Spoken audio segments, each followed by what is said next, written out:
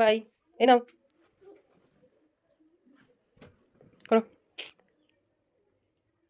Good morning সকলকে, সুদীপাস ব্লগে তোমাদের অনেক অনেক স্বাগত।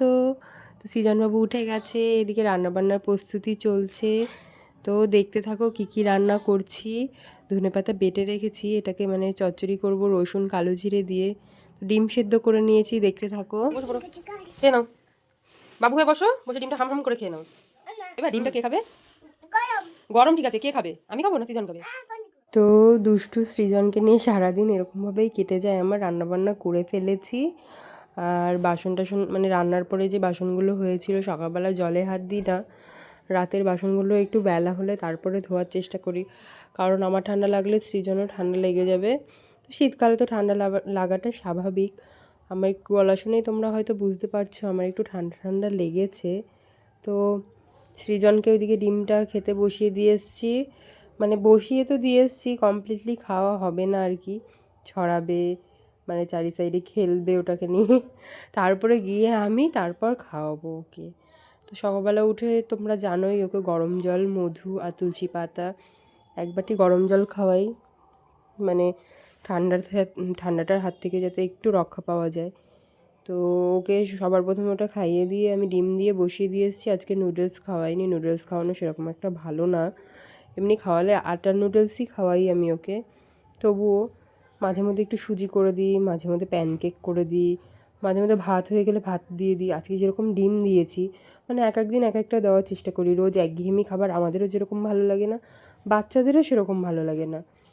তো সকালবেলায় উঠে এতটাই ব্যস্ত থাকি যে তোমাদের অনেক কিছুই দেখানো হয় না। তো সকালবেলা ঘুম থেকে উঠেই ঘর দুয়ার ঝাঁট দিয়ে নিয়ে আসি, দরজায় জল টল দিয়ে এদিকে চা করে নিই।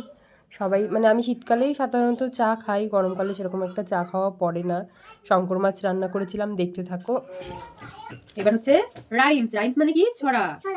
এবিসিডি। শোনা না, এটা তো এবিসিডির বই, দেখি বাবা। এ ফর কি?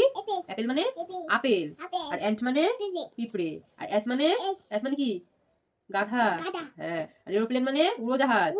এরোপ্লেন মানে বি ফর বল। বল মানে ball. C for cat. Cat মানে ডি ফর ডগ। ডগ মানে কুকুর। E for elephant. এলিফ্যান্ট মানে হাতি। A for fish. ফিশ মানে মাছ।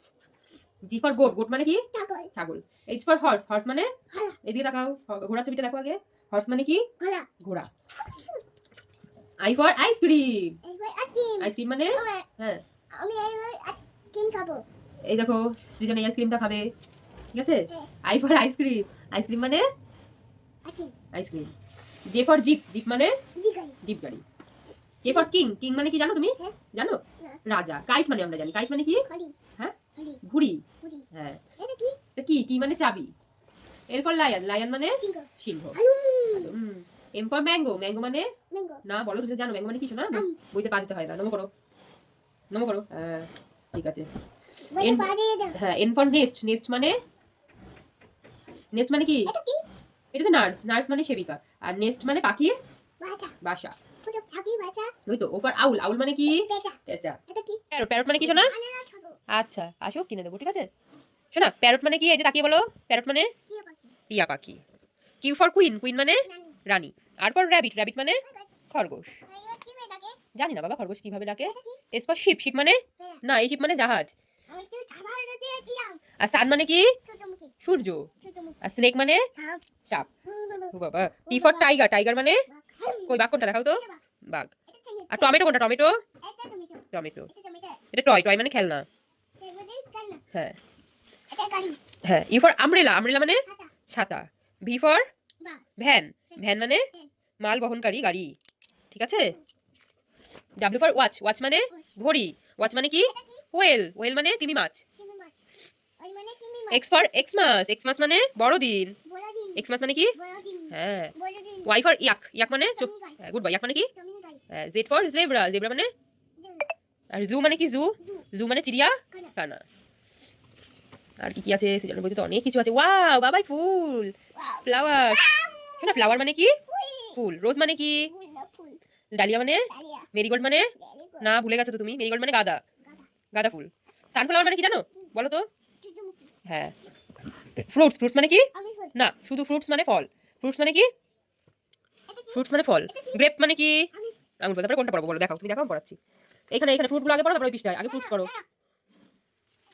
তো একটু একটু করেই খেলতে খেলতে পড়ানো শেখাতে চাচ্ছি সৃজনকে, সেরকম একটা চাপ দিতে চাইছি না, এখনও তো অনেকটাই ছোট, পড়াশোনা তো সারা জীবনই আছে, তো একটু একটু করে শেখানো আর কি। সকালবেলা একটা ডিম সিদ্ধ খেয়েছে বাবু, আর দুটো কলা খেয়েছে, কাঁঠালি কলাই দেওয়ার চেষ্টা করি। আর এদিকে স্নান টান করে নিয়েছে, ওকে বইটাই একটু পড়ালাম, পড়ানোর পরে স্নান করে রোজের মতন ক্রিম ট্রিম একটু মাখিয়ে দেবো, মাখিয়ে দিয়ে এদিকে মানে ওকে খাইয়ে দেবো, এখন ভাত খাওয়াবো, ভাতটা খেয়ে নেবে, খাওয়ার পরে ওকে ঘুম পাড়িয়ে দেবো, ঘুম পাড়ানোর পরে তারপরে আমি স্নান টান করে ঠাকুরের পুজো টুজো দিয়ে অন্যান্য কাজ করার চেষ্টা করব। তো সারাটা দিন দুষ্টুমিই করে বেশি মহারাজ। তো আমি তো সৃজনবাবু বলেও ডাকি, মহারাজ বলেও ডাকি। তো দেখতে থাকো কি করছে। হ্যাঁ বলো, কি মাছ? কে খাবে? যাও, ছেলে দেবো। যেরকমটা বলছিলাম, সৃজন ঘুমিয়ে থাকবে, স্নান টান করে খেয়ে দিয়ে বাবু ঘুমিয়ে পড়েছিল, উঠেছে, ওঠার পরে কটা আঙুর ফল দিলাম। তো সব জিনিসই প্রথমে খাবো না করে তারপরে জোর করে আমার খাওয়াতে হয়। তো বিকাল হয়ে গেছে, শীতকালের বেলা, ওপরের ছাদেই জামা প্যান্ট মেলে দিই, জামা প্যান্টগুলো শুকিয়ে গেছে, জামা প্যান্টগুলো তুলে নেবো। আর সৃজনবাবু এদিকে তোমরা দেখতেই পাবে, ও ঠাম্মির সঙ্গে একটু ঘুরু করতে এসেছে ছাদে। শীতকালে বাইরে সেরকম একটা বার করি না, যেহেতু ঠান্ডার প্রবলেম আমার, ওরও ঠান্ডার প্রবলেম, বাচ্চা কাচ্চা বাইরে বেরোলেই ভালো থাকে অবশ্য।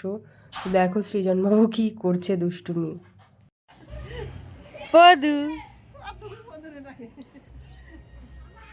আমার ঠাকুমার সঙ্গে আমি আমার ছোটোবেলাটা যেরকমভাবে উপভোগ করেছি, সেরকম সৃজনও ঠাম্মির সঙ্গে উপভোগ করছে ছোটোবেলাটা। আজকে ব্লগটা এইটুকুই, কেমন লাগলো জানিও, ভালো লাগলে লাইক কমেন্ট অ্যান্ড সাবস্ক্রাইব করে দিও।